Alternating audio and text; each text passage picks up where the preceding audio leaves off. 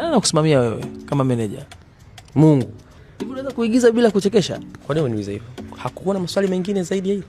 Ni kitu gani wewe unakifanyaga before kupanda jukwani? Na waga na sweat sana na kuwa na kimuemue. Mashabiki wangu wengi wanasema, yule anaga mambo mengi cha kwanza, yule ni genius cha pili, ana elimu cha tatu, cha nne hana sifa.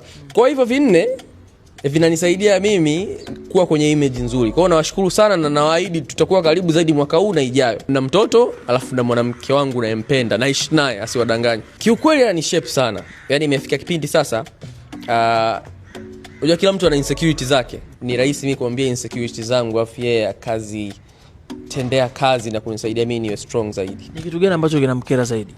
Mimi hapa. Yaani mimi tu. Unajua mwanamke akikupenda wewe tu unamkera. Yaani kuna muda anakuangalia ni wanawake ndo alivyo, akikupenda anakuwa tu anachukia yani. Ukiona haumkeri mwanamke wako hajakupenda. Unajitoaje katika jamii? Kwanza mchango wangu mkubwa sasa hivi ni sanaa. Kuna watu wengi wananiangalia kama hivi ninavyoongea, kuna watu wanakuwa inspired, huo mchango wa kwanza. Natoaga misaada.